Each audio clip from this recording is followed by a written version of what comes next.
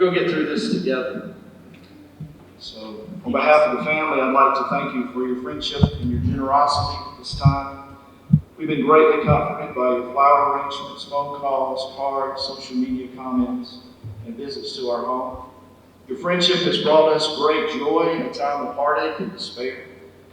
And that includes our friends attending virtually. We've had many people that have told us that they really wanted to be here, and we know that your heart's desire is to be here, but because of all the things and the way our world is today, you can't. And we're glad that you're watching virtually. We'd also like to thank those sheriffs and their spouses. Your friendship means so much to my mother, my father, law enforcement, fire department, EMTs, all first responders, and all elected officials that have gathered here today. We are thank you for your presence. Over the years, Tommy would bring up his eventual funeral and things about the service that he preferred. So we've designed today's service with those things in mind, his wishes. He said several times over the years that he did not want his funeral to be a sad affair. He wanted it to be a time of jubilant remembrance, uplifting. One of the foundational Judeo-Christian beliefs is to honor your father and your mother, that your days may be long on the earth. So let us honor Thomas Fletcher Boswell Jr., Tommy, and how we remember him. We will have a few people from our community that will give remarks about their relationship with my father. We know that many could share countless stories of Sheriff Boswell and how he has affected their lives, but for the sake of time, we're just going to have 3. So first we have Hugh Taylor, who is the Sheriff of Russell County, Alabama.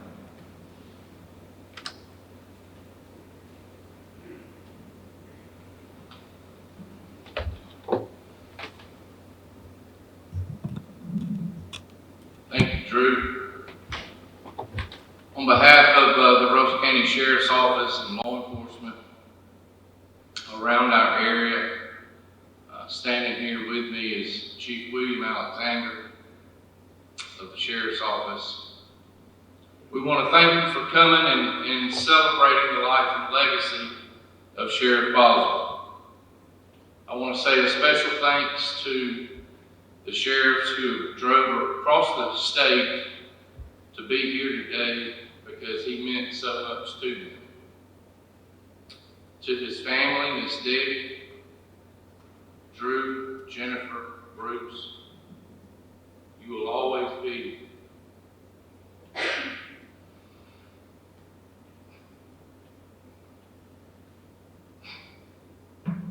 family.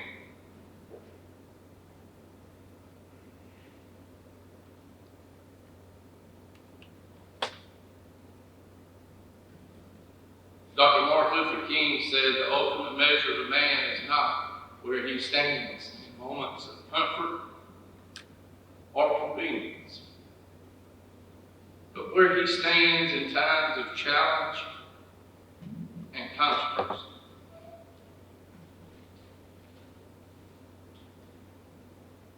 You see, no one ever worried or questioned where Sheriff Boswell stood.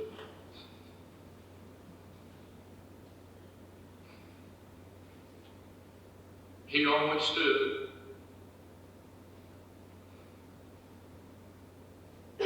on the side of doing what's right.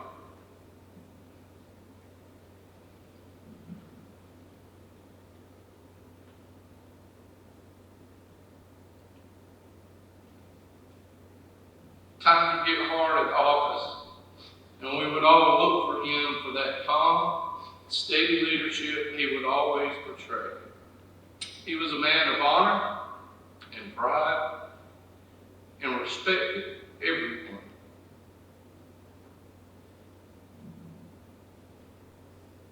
I would sit in the office and nothing made him happier than helping just a regular citizen of our county. He didn't care if you were rich or poor, black or white, green or purple. He was going to treat you like family and do everything in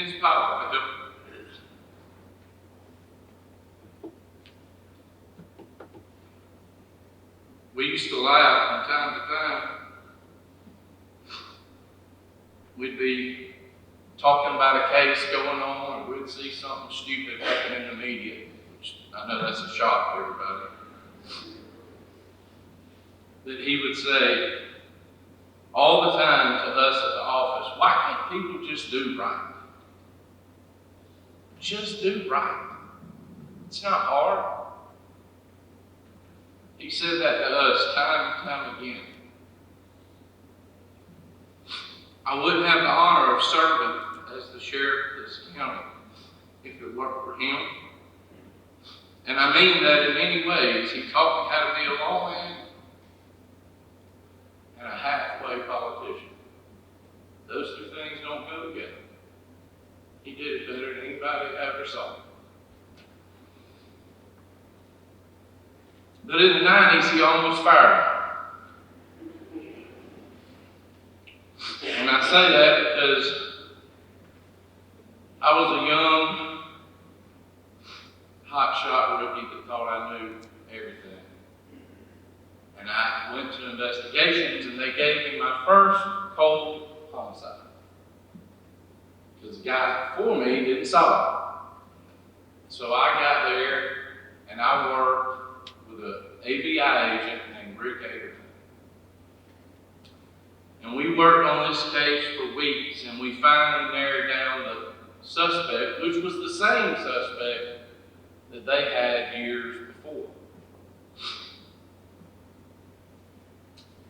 We got to the point of calling that suspect in, and we went into the interview process.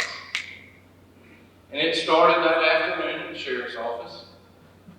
And 13 hours later of an interview process with me and the suspect, we got a confession. And I was on cloud nine. In the beginning of that conversation, he wouldn't talk. He kept saying he was in his 20s, and he kept saying, I want to go home. I want to go to my family. I want to go to back to my house. And I said, look, whatever happens, I'm taking you back to your family at the end of this day. No matter what happens, I'm going to give you my word, and I'm going to take you back home. Well, that kind of broke the ice a little bit, and so 13 hours later, he confessed to murder. So what did I do? Took him home, like an idiot. But I thought, I'm a man of my word. I told this guy I was going to take him home, and we'll process him. We'll pick him up after he spends some time with his family. And then, it's 4 or 5 in the morning, and I dropped him off at his house to his mom and daddy, and I told them what had occurred, and that he had confessed, and that we would need to process him shortly. Chief Osteen was a chief investigator at the time, and he called me. I'd been asleep maybe an hour and a half. He called me and said, hey, congratulations on that confession. Where's the guy? He said, I looked at the jail list, and he's not in jail. I said, no, sir, I gave him my word. I'd take him home, even though he confessed to a capital murder. He said, you did what? I said, well, I thought that was the right thing to do. He said, okay, well, I'll call you back in a minute, because the sheriff was asking where he was. He called me back in a few minutes, and he said, I'm going to say you the words that the sheriff used. But the gist of it was, if you didn't have him in our jail within the hour, leave all your stuff in the car, in the parking lot, you're fired. And I said, yes, sir. And we hauled butt to the house. He wasn't there. My heart dropped. I thought he'd done ran.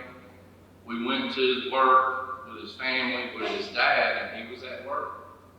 We picked him up and we took him back. And he had some harsh words for me about letting a capital murder go home that night, but he didn't fire me, and that's the key here. He gave me an opportunity to redeem myself. Sheriff Boswell was a teacher. He was a historian of things in our community and the communities around us.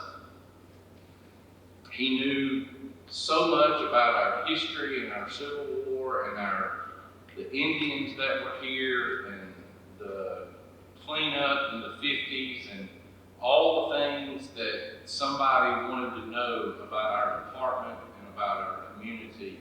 And we just sat and listened to him for hours on end. But I truly think that he wanted to be a weatherman. See, if you knew Sheriff Boswell, you knew that he was serious about weather. Our division, our department, every division had something that they had to do if a cloud started floating over Russell County. We knew here come an inclement weather protocol email. Have your car gassed up? Have your boots in your truck? Have this, have that? I mean, it was no doubt that we had a protocol for rain, snow, sleet, hail, tornado, hurricane. We had it all. And we knew that he was fixing to put that out if it got too bad. He had been working at the sheriff's office for about a year. He came from the district attorney's office. After being a teacher in high school, he went to work at the DA's office. But he was riding with what later became the chief deputy of the sheriff's office, Rod Pilot. And Rod was his nighttime reserve and partner at the time because we didn't have enough deputies to ride two to a car. So Rod Powell had been his partner for about a year and had turned his application in to be a full-time deputy. Rod told me that one night they were working on a Friday night, and that's the Friday nights that Sheriff Griffith would come out. Sheriff Griffith was the sheriff at the time, and Tommy and Rod were working that night in their car. And they drove up on Sheriff Griffith. So the sheriff asked Rod, man, you've been here for a year. What is it going to take for us to get you on full time? You've been doing this for free for a year. Rod said he had that stupid look on his face, and he said, Sheriff, all it's going to take is you to ask me. I've had my app in for a year. He said both him and Prentice looked to Tommy, and Tommy said, what? I just didn't want to lose another partner. Every time I get a partner, y'all go in here and take him and hire him full time. Rod said they had a few words when they drove off from the sheriff because he just had been holding his application. We used to have golf tournaments, and the Alabama Boys and Girls Ranch would host a golf tournament, and all the sheriff's offices had the ability to send a team and play in the tournament because it was an Alabama Sheriff's Boys and Girls Ranch.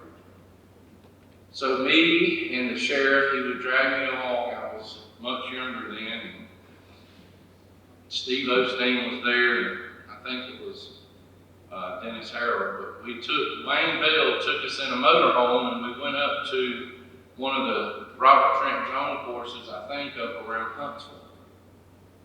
And we had dinner that night outside. We'd cook, Wayne would grill for us, and we'd cook outside the motorhome. But we was all staying, all five of us, in this big motorhome. And me being the rookie in the group, I came in the motorhome last. And of course, Sheriff, typically he went to bed when the sun went down. So he had been in bed. So I came in, and those guys said, I said, y'all got all the beds taken. Where am I sleeping? I was working narcotics at the time, and my hair was pretty long. And they said, Well, the sheriff said for you to go back there and get in the bed with him.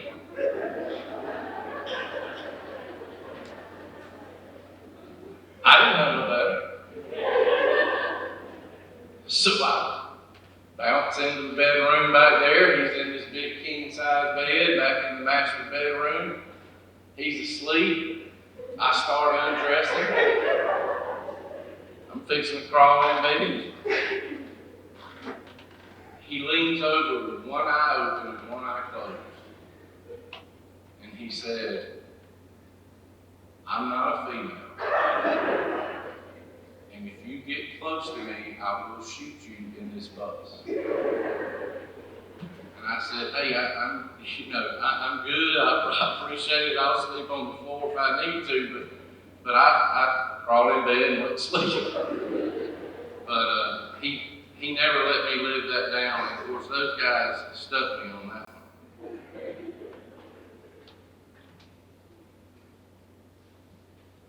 Being a Bama fan for all my life, and the sheriff being an Auburn man all his life, we had a lot of good laughs and conversations about Alabama football over my 33-year career with him. He used to say to us all the time, you're in the South, you're born, and very quickly, probably about the time you can walk, you say you're an Auburn or Alabama fan, you're a Coke or Pepsi fan, or you're a Ford and Chevy fan. To him, that was the three things that you just inevitably you had to choose at an early age. One of those things for the rest of your life. He said that's how life goes.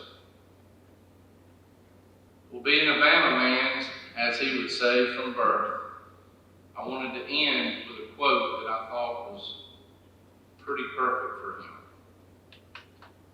Life is short, so don't waste any of it carrying around a load of bitterness. It will only sour your life, and the world won't pay attention anyway. Coach Pat died.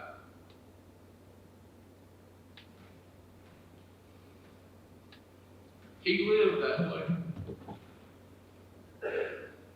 Sheriff Bob, where are you?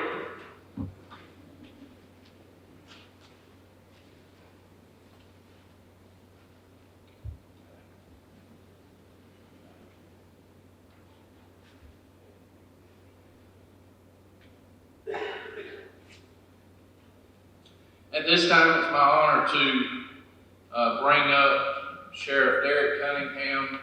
He is the Alabama president of the Alabama Sheriff's Association, which Sheriff Boswell was also a president of, and I was happy that he got to see my tenure. Last year, I was the president of the association, and he was there for all of that. So, Derek, I appreciate you being here, and he's the sheriff of Montgomery, Alabama.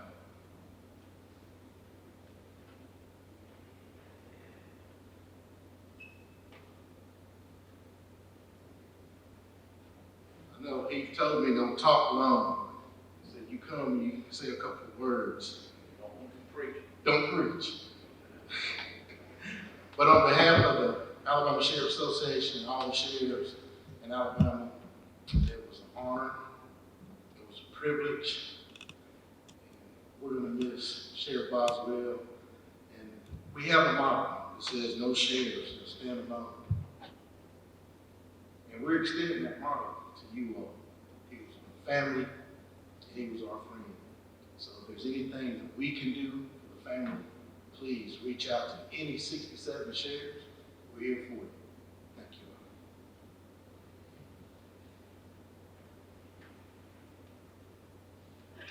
This time we're going to have Chance Corbett, who's a county commissioner from Russell County, from District 6.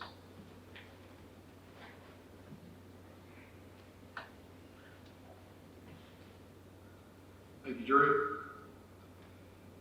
Good morning. First, let me say how honored I am to have been asked by the family to speak today.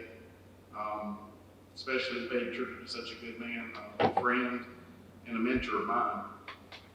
I knew that speaking today was going to be tough, but Drew could do it. I ain't done it. I'm telling you, I don't know how he does it. And I'll try to not be as long as he.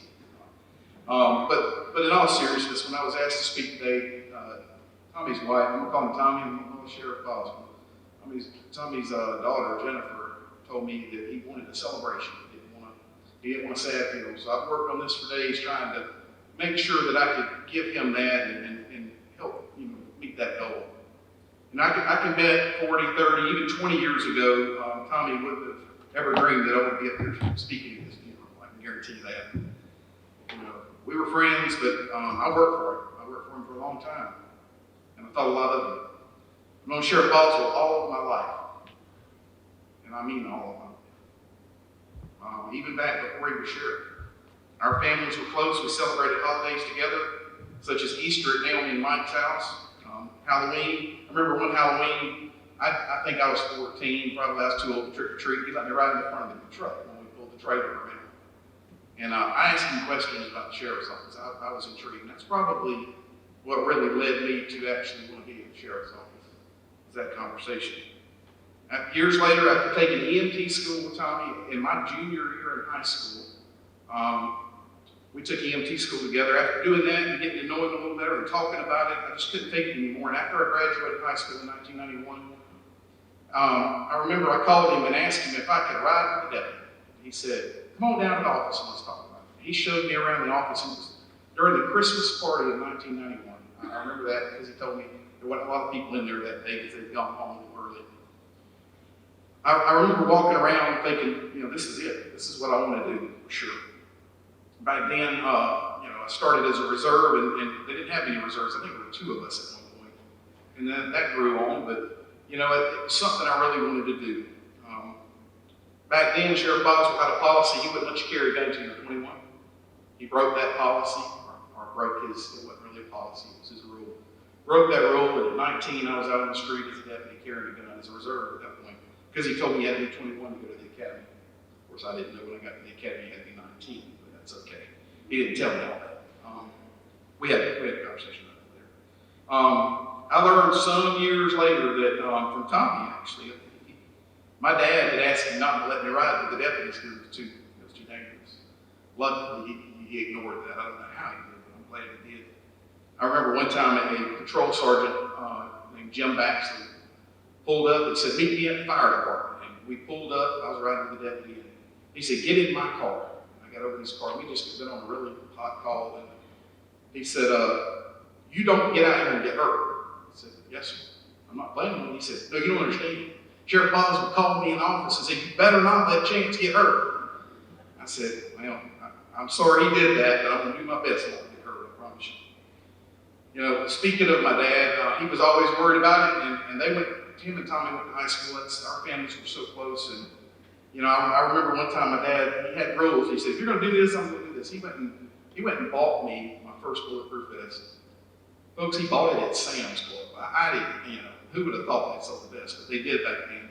And I remember putting it on, and I was proud of it. I'm walking down the hallway, and I passed the sheriff, and he stopped in his tracks, and he said, "Hey!" I said, "Yes, sir." He said, "What have you got on?" I said, "It's a bulletproof vest." He said, "Don't go out here thinking you're Superman wearing that." I said, "No, sir." And I walked off, and I mumbled under my breath, "I don't need Batman anyway. I don't need Superman." So, times change, and that was the time. They didn't wear them then, and I had to respect that. I got called, as he said, he almost got fired. I've had those times. I've had those times where I was worried about that. I got called to the carpet one time. He said, "Chance in the office, close the door." And you don't ever want to hear that. I went in and sat down, and he said, he was really mad about a subject. I'm not going to talk about the subject. He was really mad about it, and he just started going off, yelling some things that had happened, and he wasn't going to put up with it. It wasn't going to happen in his department. I'm shaking his finger. I'm just so mad. And I'm almost shaking at this point. I'm thinking, I think it was my job. I ain't got a job anymore. And after he quit, I looked at him and I said, "Sheriff, I understand, but I didn't do anything."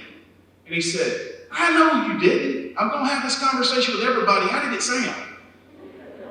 Y'all, I'm going to tell you, I think my knees were buckling walking out of that room. It was horrible. But I love that we did it and looking back at it. Stress, if he had stress, I guarantee you I gave him something. I guarantee you I gave him. I'm the boss of stress. William, stop shaking your head, yes, okay? Chief, stop shaking your head. I'm sure I did. I remember one time he called me. I was walking down the hall and he saw me. He was in his conference room. He said, "Chance, come in here." I said, "Yes, sir." He said, "Did you go to a call at Peaches last night?" Well, Peaches was a club as far south in the county as you could get. Okay? And back then, different times, I was the only deputy in the county, in the 600 plus square miles county. I was the only one working that night. And I got a call that there were several hundred people fighting in the club. And I went all the way down there as fast as I could get there. And I tried to take care of the problem. He said, "Did you go to Peaches?" I said, "Yes, sir, that was me." He said, "I knew it." Threw his hands up. "I knew it was you." He said, "I got a call complaint this morning. They said that some young deputy come whipping up in the patrol car, and he was a young kid when he got out, and he had a cannon in his hand." I said, "Yes, sir, that'd be me."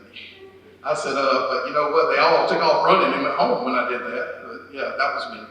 Back then, it was different times for sure. But that was one story that I always liked because it was funny how he knew immediately when he said it was. In 1997, we got new patrol cars. And as a county commissioner, I'll tell you, it's a lot easier these days, I think, to get cars. The people, I think we take them for granted sometimes. But back then, we had cars that weren't very good. 1997, we got 3 new ones. I had the privilege of marking what they were the first white ones we had. And I got one of them. It was great, man. Those cars looked so good. I was so proud of that car. I took that car to Washington, D.C. On a trip. Took pictures in front of the Capitol. But I'll never forget, a couple weeks into it, somebody wrecked one of those cars.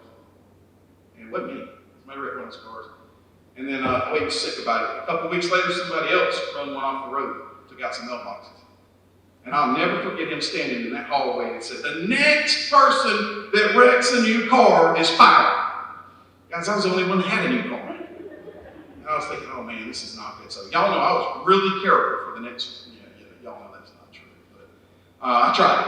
A few weeks later, I got the police chase all through Russell County, over to Lee County, back into Russell County. And it ends in me wrecking the car. As bad as I want to say it, I did wreck the car. And, it was very harassing because the person that was working that ride with me that night, Harold, I jumped out of the car, or down in the ditch where we were. I jumped out of the car and I started taking my belt keepers off. Those are the things that hold your belt on. And I'm throwing them in the seat. He said, "What are you doing?" I said, "It don't matter, I'm fired anyway." And I'm throwing my stuff down because I thought he was stopped. I figured I was done. This was it. And it was terrible. But I think he didn't fire me because I was able to convince that other car's insurance to pay for my patrol car. So I really think he appreciated it. He actually told me that later on. He said, "You're lucky. You're lucky they did that." But it also could have been because I was such a good driver. That might have been why he didn't fire me too. Because I guided that patrol car away from a big tree and I landed it in between 2 smaller trees. And it didn't matter to me that I had to call the county crew to cut the 2 trees out and get the car out. But, the reality of it is, he told that story for many, many years. I tried to tell him that I avoided the big tree, but it was always a good laugh when he did it. As far as a sense of humor, I'm going to try to speed up, y'all. I know, try to get done with this. He had a sense of humor too. I'll tell you, one day he called me to the office, just like he always did. "Chance, come here." As soon as I walked in the door, he said, "Where's he?" I said, "I don't know. I think he's in his office. Go get him to come back." I was like, oh man, that was the longest walk. I'm like, man, what now? What have I done? What's the complaint? And me and he get back in here, and he said, "Look, I need both of y'all to go do something for me." He said, "I need y'all to go to Mike and Ed's and do something." You know exactly what I'm talking about. We said, "Yes, sir, we're on the way." We went straight to Mike and Ed's. We walked up in there, Mike and Ed's barbecue, was slammed full of people. Walked over to this table, there were 4 guys sitting there eating lunch. Guys, I walked up and I said, "Sir, are you Wayne Lake?" He said, "Yes, sir, I am." I said, Mr. Lake, we have a warrant for your arrest." He said, "For what?" I said, "Sir, do you remember having an accident with your vehicle with backwarders last week?" He said, "Yeah, but we worked that out. We decided not to file a report on our insurance." I said, "Yes, sir, I understand that." I said, "But she signed a warrant on you for leaving the scene of an accident." He said, "We worked it out." I said, "Yes, sir, but the problem is there was an injury and you have to file a report when there's an injury." He said, "The car was not even occupied. It was parked, Chance." It was hilarious, y'all. The whole restaurant at this point is, me and he are just losing it in there. The whole restaurant's falling out laughing. I called him, and I don't think he quit laughing for a week. We then looked at him and said, Mr. Lake, Sheriff Boswell said, and we turned around and walked out. So I know he loved it. Absolutely. You know, other times we sat in the break room, he'd come in there and sit down and eat lunch with us as deputies. He'd come down and sit down and start talking to us. And I remember this one, it was this one day, I'll never forget it. There's probably 12 people in that room meeting. And he said, Chance, we got a problem. I said, Sheriff, what is that? He said, you know, now this is after I had wrecked my car a couple times. He said, you know you're going to retire in that patrol car you got, right? I said, I figured. I'm good with that. He said, but we got another problem. I said, okay, what's that? He said, you know, when we finally do retire, we retire your car and we take it to the junkyard, you know that big crane, the magnet that comes over and pick your car up and they take it over here to the crusher? I said, yes, sir. He said, it's going to pass right over your car with all the Bondo we put on it over the years. I said, thank you. I still hear that story today from some of the folks that were here then. I mean, that one never died. It was crazy. Over lunch, a lot of times we talk about calls. I'll never forget Mitch Watts rode with me a lot before he became part-time deputy. And I'll never forget, we were sitting there and Mitch is y'all know Mitch is animated sometimes. And Mitch started telling the story about this police chase that we had and 2 motorcycles we were chasing out of Crawford. And Mitch got to talking about it, and he said something about Chance told me to open my door and the motorcycle went off in the ditch. I don't know exactly the pieces of that. But then it was followed by Chance jumped out of the car, come around the car, left the ground, and did a suplex on the guy. And I'm like, stop. And he finally looked at me and he stopped talking. I said, I don't think the report says that, Mitch. Just stop talking. Tommy started laughing so hard he was about to fall out of the chair at that point. I just got up and walked out. I said, I can't do this. This is crazy. But it was funny for sure. Another one, Tommy, one of my supervisors told me, man, it's good news for you. We were told that the sheriff's going to put your name in for Deputy of the Year, the American Legion Deputy of the Year. I said, man, that's awesome. That's great. So I waited for a week and a half or so. I was like, man, when's this going to happen? I'm waiting on this. You can imagine my surprise when I found out he gave it to somebody else. But you can imagine the bigger surprise when I found out he gave it to the dog, the drug dog. I walked in his office and he just started laughing.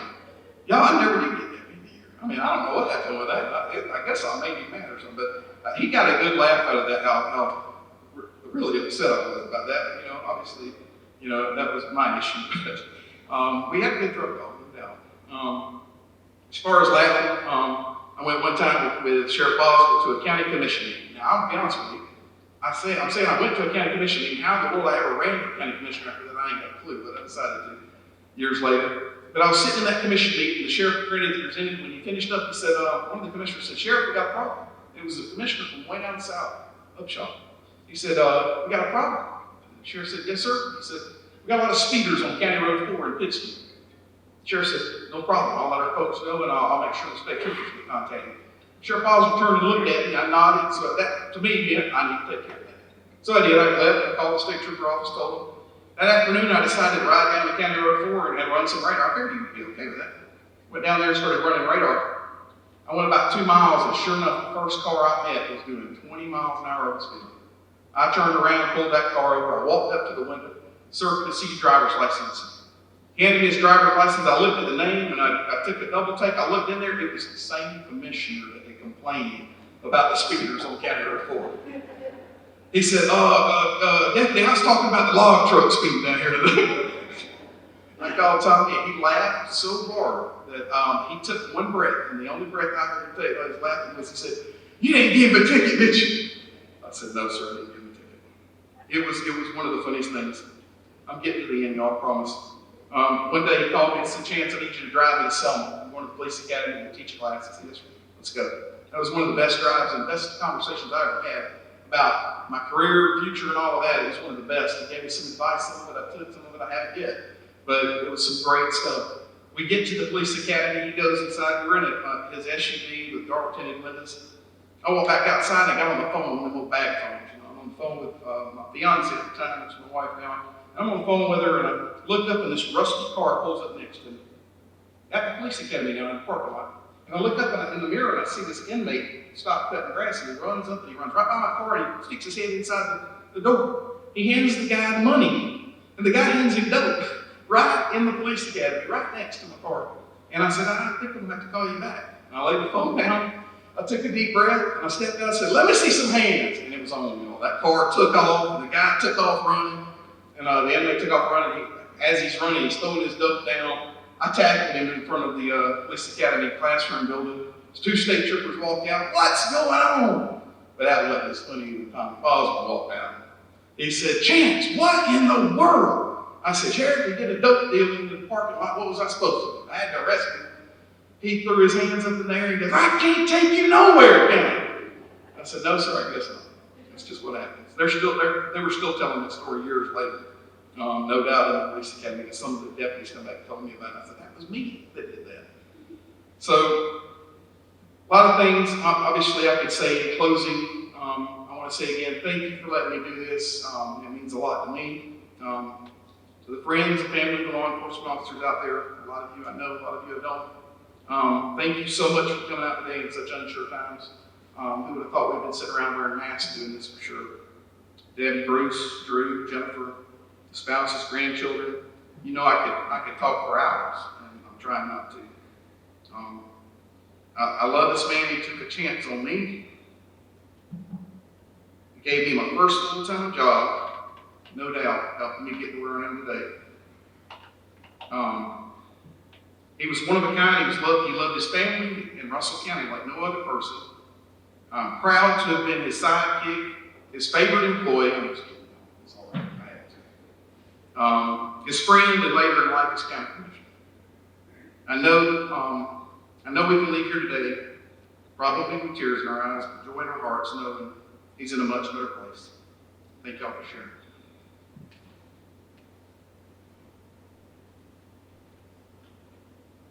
This time we're going to have Naomi Elliott, who is the Russell County Revenue Commissioner.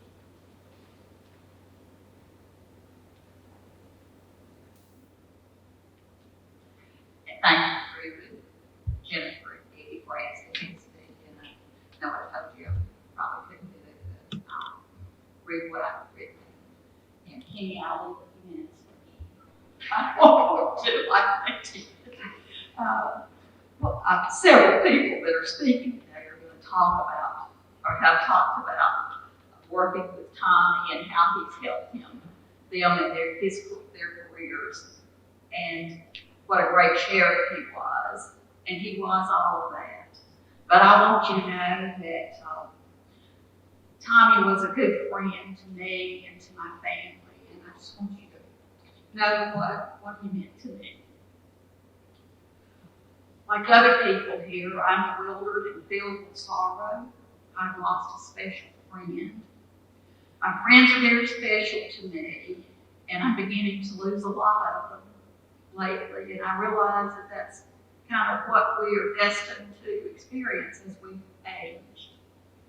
I've known Tommy since grade school, but became close when we were young adults beginning our families.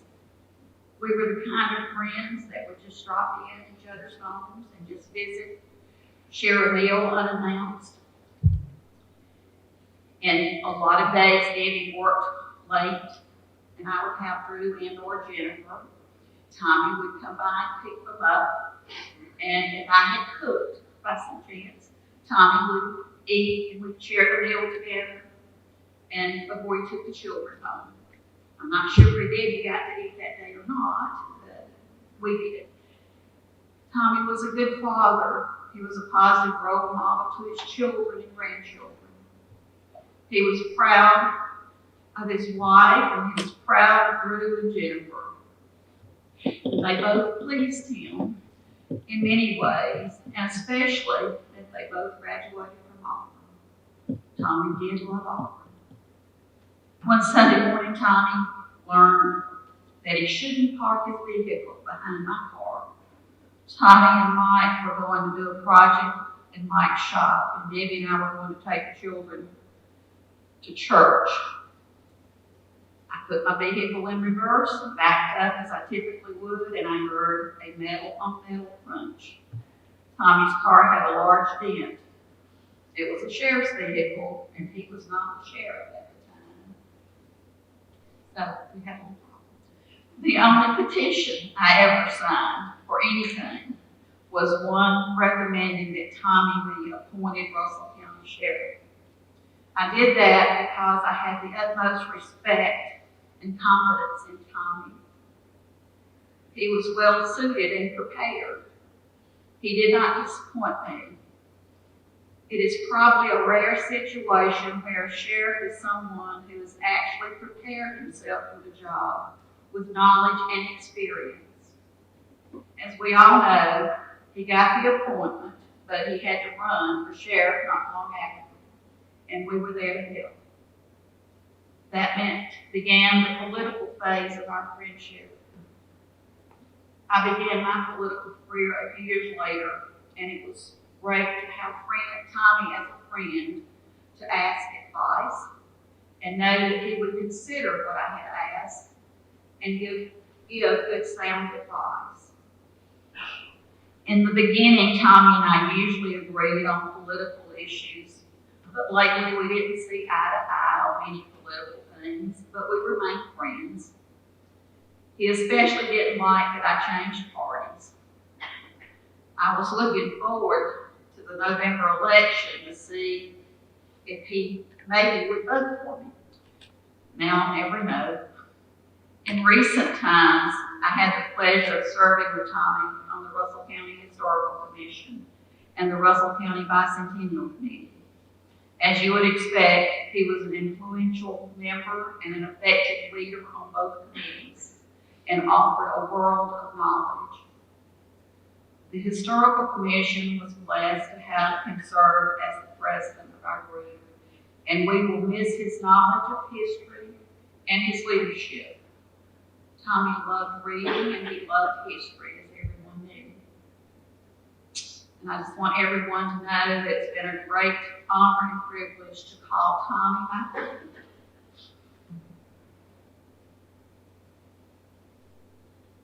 Tommy, you were loved by many, and especially by me and my family. You will be greatly missed, but not forgotten. Your friend, Naomi.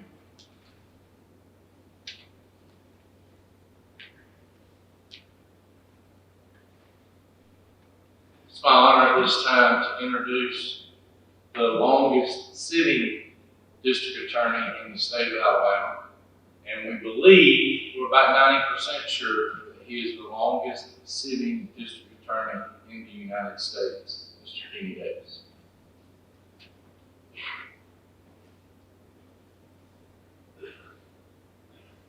I'm not sure about that. I'm not sure if that's good or bad. Let's hope that it's good. Probably am the longest serving in the United States. I want to say, Debbie, thank you so much for giving me the privilege of speaking for a few minutes. Man, I got a great deal of respect for and I love. We had a professional relationship for more than 30 years. We were friends. But our relationship was more on a professional level than hunting buddies. I met Tommy Boswell in 1978 in October after I had lived in Birmingham for 3 years, gone to law school at Stanford University. My wife and my younger son were coming home. I badly needed a job. My wife, because she was working 2 jobs, she sent me through law school, she certainly wanted me to get a job. Bill Benton was kind enough, he was the DA at that time, to give me a job as an assistant district attorney. I walked into that office and one of the first people I saw was Tommy Boswell. Didn't know him before that day. Interestingly, Florence Bellamy, who also worked in that office, sent me a photograph. Day before yesterday, I believe. That was made in 1979.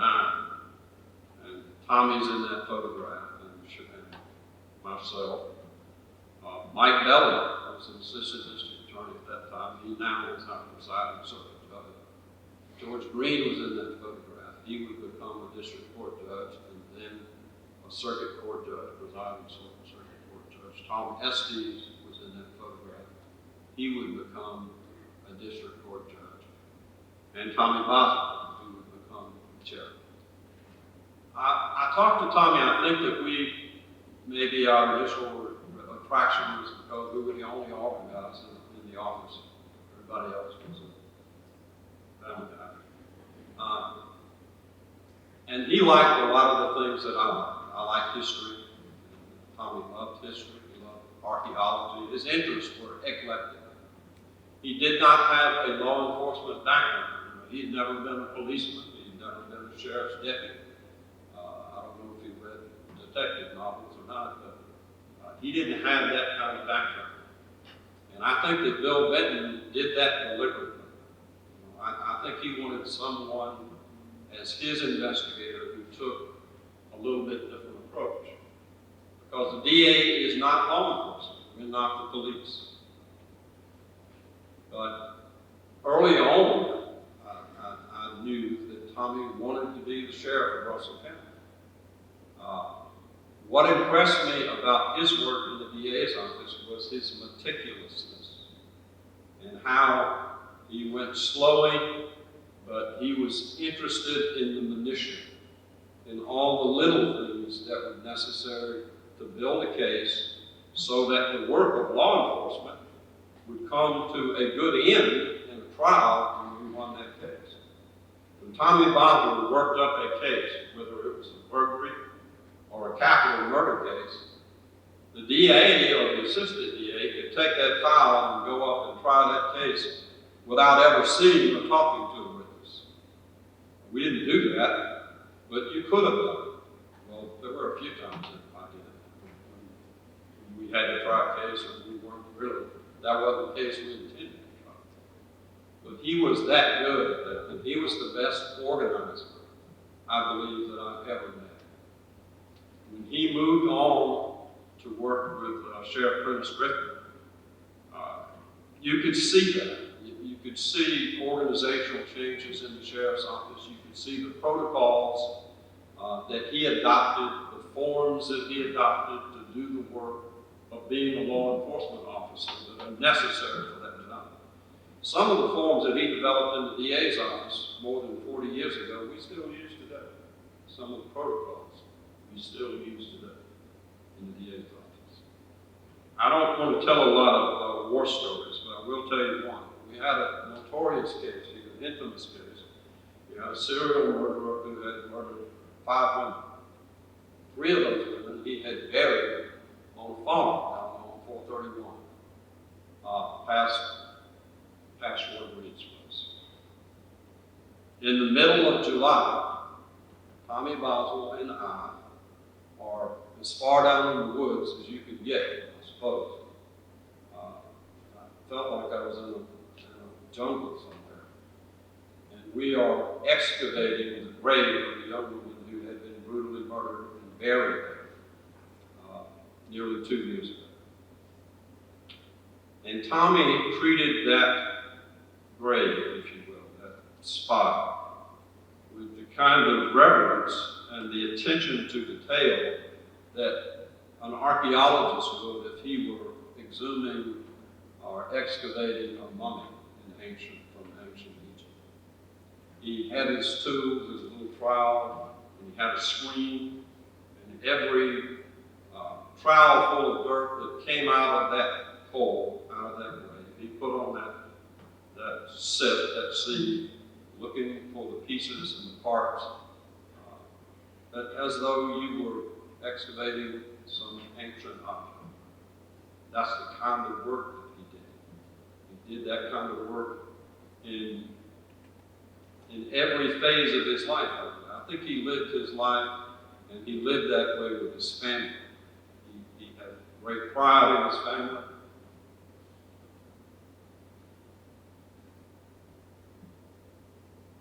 And he lived a life,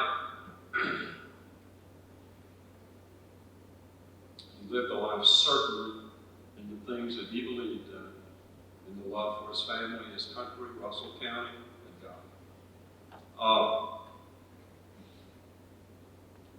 I would be remiss today, I believe, if I didn't, and I think he would say this. If I didn't say to the ladies and gentlemen of law enforcement here today, thank you for your service. You do a job. You do a job for which you take a great deal of criticism, mostly unfounded. And I appreciate it. I know Tommy Boswell appreciates it. Tommy and I talked a lot about history. I know that one of the people that he greatly admired was Theodore Roosevelt. He read about Roosevelt. I know he had a copy of a biography of Teddy Roosevelt. And when I was thinking about speaking today, a speech, a famous speech that Teddy Roosevelt made in 1910 at the Sorbonne in Paris, France, in which he was speaking about citizenship. It has come to be known as the man in the arena speech. Now, it's about 2 hours long, so you'll be glad to hear that I'm not going to do the whole thing. But I want to paraphrase one part of that speech, probably the most famous passage of the speech, that I think reflects most closely on Tommy Boswell and others. We are so fortunate in this county, in my tenure as a prosecutor. We've had Prentice Griffin, Tommy Boswell, and Heath Taylor. All great people, all great law enforcement people, all great sheriffs. And I had a great relationship with all of them. You might not believe this, but there are counties in Alabama where the sheriff and the DA don't speak. That's never been true here. We've always had great cooperation. Roosevelt recognized that America is a republic. I think a lot of people forget that. We're a democracy, but we were founded as a republic. Republics require the participation of the citizen.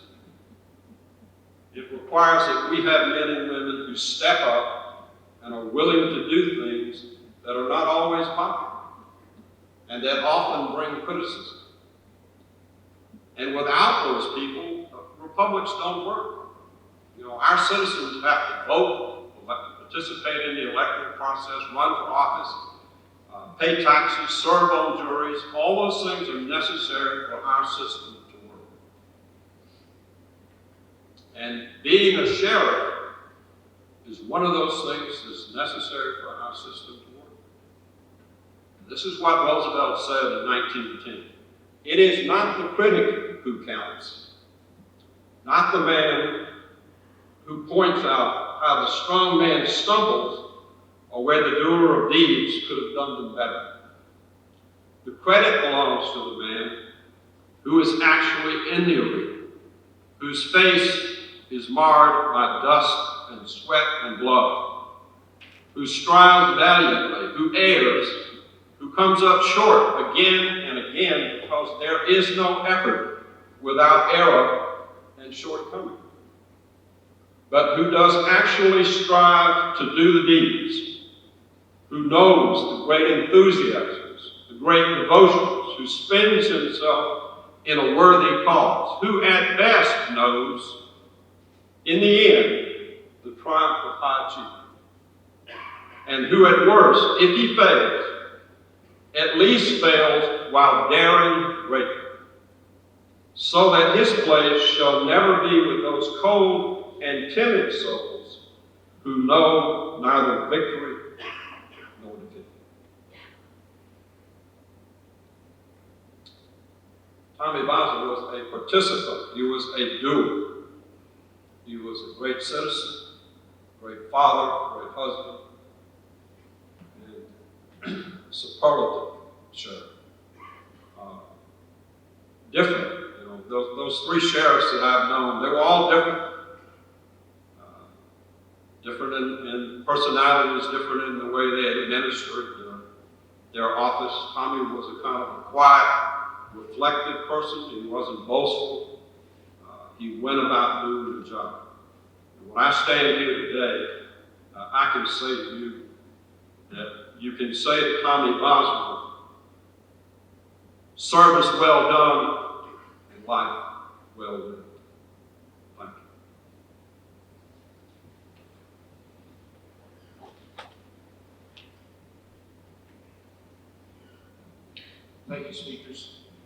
Thomas Fletcher Boswell Jr. was born on July 4th, 1949 in Columbus, Georgia.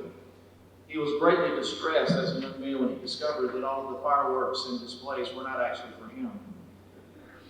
He was the son of the late Thomas Fletcher Boswell Sr., Dorothy Poole Boswell. And after graduating from Auburn, he began teaching in the Phoenix City school systems, and many of his students still remember his teaching about the history of Alabama. After several years as a teacher, he then moved into law enforcement, where he spent over 40 years of his career. Tommy Boswell retired in 2011, having served as sheriff of Russell County for 21 years. During his tenure as sheriff, he served as various presidents of different associations, established the Thomas F. Boswell Training Facility near Fort Benning. He was chosen to lead the statewide Criminal Justice Information Commission. He loved and regularly led an annual steamboat tour of the Chattahoochee River. And additionally, he served as the Russell County Historical Commission, president of the Historical Commission. At his home, and in his home, there are dozens of books written and signed by local historians and historical authors that he knows on a first-name basis. In the days of Me Too, COVID-19, Black Lives Matter, Freddie Gray, rioting in cities, we are thankful for the foundation that has been laid by men like Tommy Boswell. It was very important to my dad that all people be given an opportunity to excel. In 1966, in the September 27th interview, Dr. Martin Luther King was questioned by Mike Wallace about the increasing vocal minority who disagreed with the devotion to nonviolence. And in that interview, King said, "And I contend that the cry of black power is at bottom a reaction to the reluctance of white power to make the kind of changes necessary to make justice a reality." He went on to say, "I think that we've got to see that a riot is the language of the unheard." Tommy Boswell, it was very important for him that these necessary and needed changes took place, and that justice and job opportunities was a reality for all men. We don't have rioting and protesting in our area because of the cool-headed and compassionate leadership of Tommy Boswell. The justice was implemented, the law was enforced with fair balance and compassion. Tommy loved the sheriff's department, the deputies and their families, and when there were calls that needed to be made that required sending deputies into harm's way, it bothered him greatly. When those over the years who were injured in the line of duty, he was greatly stressed. He was always concerned that did he make the right call. Our home was a place where many from the community would come to our door. They'd share their concerns. He would go out and he'd sit under our carport. He would listen. He would take action. You know, one occasion someone came and they stole tomatoes off of our little garden, which made my mom very upset. But my dad took it in stride. That was just part of it. Tommy Boswell was a man who had the power of an elected official, who had resources at his command, but he exercised that power with compassion and progressive thoughtfulness. He used the strength of the sheriff's office to serve the community and to make it a safe place to live for all of us. What Dr. King called the two Americas were brought closer together. I once asked him, after a phone call late at night, why do you just ignore the call? Just let it wait until another day. Don't you get aggravated with all these people calling and stopping by? He said, "Drew, that's my job." He saw it as a duty, a solemn duty that he carried out for decades. But I also think that he saw it as a social responsibility to make justice equal for all. If we are to honor my father, then I believe it would be to continue these ideological ideals of continued equal justice under the law, to continue to make strides toward his progressive ideals. We have a peace in our community because of men like Sheriff Tommy Boswell and his method of law enforcement and his fair treatment of people. He hired all types of people and held them all to a high standard. Young men would come and hang out at the sheriff's office, and some eventually would make careers in law enforcement because Tommy was a man who saw the importance of inclusion. He also was a mentor to many. We saw him as a father figure in their lives. We know that good leaders do good things and accomplish good things over their lifetimes.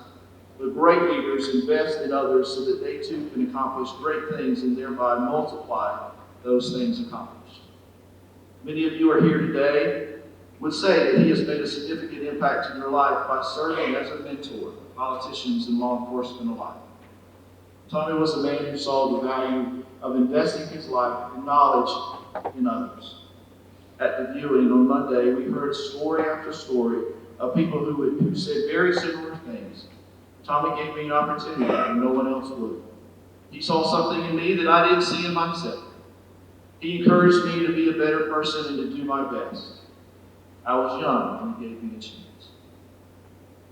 My dad picked me up and my cousin one day from school. And in the back, we were sitting in the back of the patrol car. And I can't remember if he was chief deputy or investigator at that time, but we were sitting in the back of the car. And in between Clay and I was a brown paper sack that knocked evidence on the bag. He pulled up into a local gas station and he got out. And before he got out, he turned around and goes, "Drew, don't y'all look at that bag." And he got out and he went into the gas station. And he was in there for what seemed like an eternity. So Clay and I don't know, probably just a couple minutes, but eventually we looked inside that bag. And inside that bag was a human skull. He got back in the car, which I think he was playing with us, but he got back in the car, and you can tell by the look on our face that we had looked at the bag. He turned around and he said, "Y'all didn't look at the bag, did you?" With a smile. No, we didn't. But before so Tommy loved his Alabama home, Russell County. He knew more about Alabama and specifically Russell County than any other man that I've ever known. This love ranged from Indian burial grounds, Fort Mitchell, Civil War battles, naval boats, guns, on and on and on I could go. And he did. There was one occasion I sat in our living room and he talked about a single gun that's stored in the Columbus Museum for over an hour. Just went on. Here's where it was made. Here's who owned it. Here's where it came from. And I'm just like, okay, all right, hey, that's great. But he just would go on and on. What was it that made him so passionate about Southern history? One of his favorite books was Margaret Ann Barnes' The Tragedy and the Triumph of Phoenix City, Alabama. It's an account of the Phoenix City cleanup. And on the front cover it says, in 1954, a mortal storm was brewing. For Phoenix City, no one was safe. The constitutional guarantees were suspended and the basic rights of men held hostage. When Tommy was 5 years old, Albert Patterson won the Democratic nomination for Attorney General on June 10th on the promise of cleaning up Phoenix City and Russell County. The town had a long, well-known history of illegal gambling, prostitution, alcohol sales, which local governments allowed and even protected. On the evening of June 18, 1954, an assailant shot and killed Patterson. The Alabamans were outraged at the murder. The state government swung into action. Governor Gordon Persons declared martial law and ordered the National Guard to take over law enforcement duties. Special prosecutors replaced local judiciary, and the Alabama Department of Public Safety sent special agents to investigate Patterson's murder. Within 6 months, their efforts completely dismantled the organized crime syndicate running Phoenix City and resulted in 734 indictments, including many law officers, business owners, and elected officials, and multiple convictions, including Patterson's murder. So Tommy was a small boy who lived through the cleanup and saw a community move from crime and corruption to a place of peace and justice. Tommy's love of history is rooted in the truth that when good men do something, evil will not triumph. Tommy was 14 years old when he experienced Governor Wallace's famous words that were delivered during his inaugural address, January 14, 1963. Segregation now, segregation tomorrow, segregation forever. He experienced the first class to experience integration, and he is still friends with the man or the young boy that went on to become a man. They're still friends today. Same year, November 22nd, 1963, the nation experienced the shock of its president's being assassinated Dad watched on July 20th, 1969, as man landed on the moon. Tommy loved the people of Phoenix City and Russell County because through the 71 years that he lived, it continues to grow and to move forward. These remarkable people are worthy to be remembered and their history recorded because of the forward momentum they have forged. Tommy loved Phoenix City because it was a lifelong home. He fought to keep it safe. We honor and remember Tommy Boswell today because of his example of love and his family, his friends, the department, and the community. His death was sudden. It was very unexpected. He didn't feel well, so he went to the hospital. Within hours, he was dead. Mom texted me that they were running tests and thought that maybe he had a minor heart attack.